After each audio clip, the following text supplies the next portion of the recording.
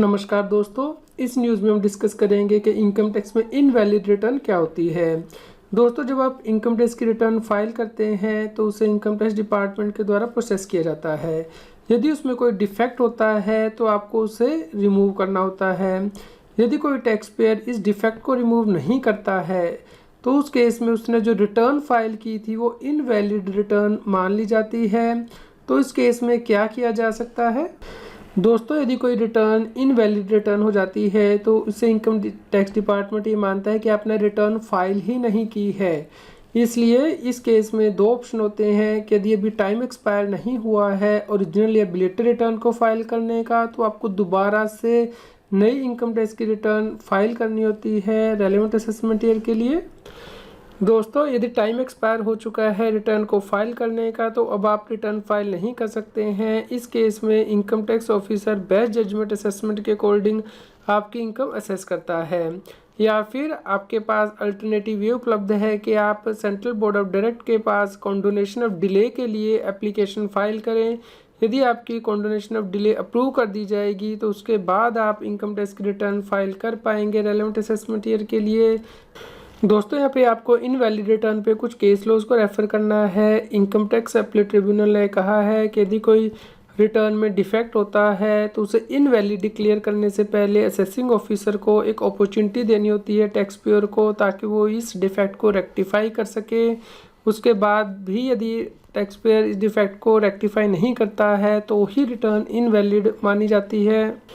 दोस्तों, high court के द्वारा एक और डिसीजन दिया गया था कि यदि किसी व्यक्ति की रिटर्न इनवैलिड मानी जाती है क्योंकि उसने जो टैक्स दिखाया है आईटीआर में वो पे नहीं किया था, तो उस केस में ये ऑटोमेटिकली नलिटी नहीं बनेगी, यानी कि इनकम टैक्स ऑफिसर इस रिटर्न के बेस पे जो टैक्स है वो डिमांड कर सकता है टैक्स पेयर से।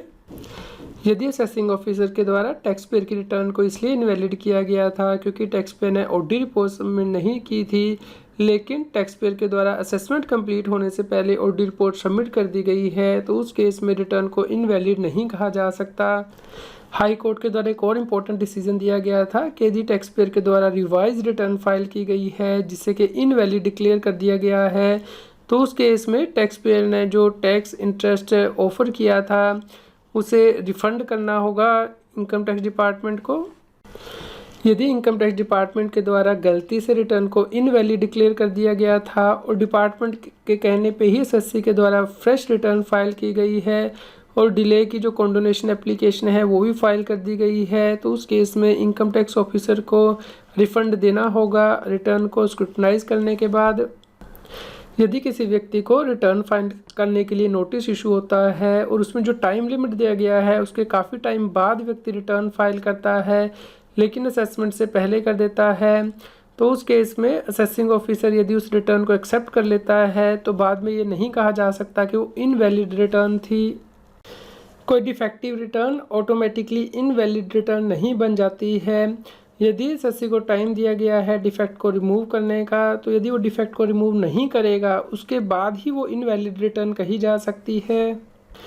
यदि टैक्स पेयर के द्वारा कोई रिटर्न फाइल की गई है बिलेटेडली, बाद में ट्रिब्यूनल उसे इनवैलिड रिटर्न डिक्लेयर कर देता है, तो इस इनवैलिड रिटर्न के बेसिस पे टैक्स पेयर के ऊपर पेनल्टी लेवी नहीं की जा सकती।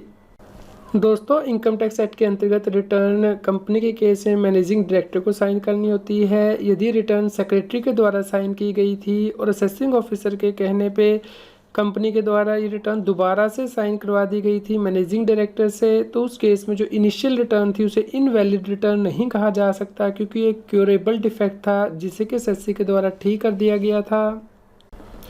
यदि कंप्यूटेशन ऑफ इनकम टैली नहीं कर रही है audited profit and loss account के साथ, तो इसका मतलब ये नहीं है कि इनकम टैक्स की रिटर्न डिफेक्टिव है और इस बेसिस पे इनकम टैक्स ऑफिसर उसे इनवैलिड रिटर्न डिक्लेयर नहीं कर सकता है, क्योंकि बहुत से कारण होते हैं जिसकी वजह से कि कंप्यूटेशन ऑफ इनकम और जो ऑडिटेड P&L है उसमें डिफरेंस हो सकता है।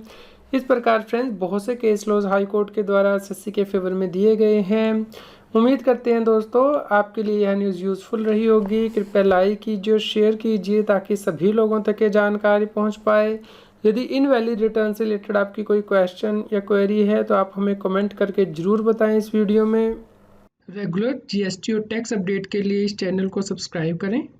फ्रेंड्स, आप टीडीएस, इनकम टैक्स, जीएसटी और अकाउंटिंग सॉफ्टवेयर ऑडिट ट्रेल के साथ कंप्लायंस आसानी से कर सकते हैं। इन सॉफ्टवेयर के डेमो देखने के लिए आप हमें मोबाइल नंबर के साथ ईमेल कर दीजिए taxil@gmail.com पर।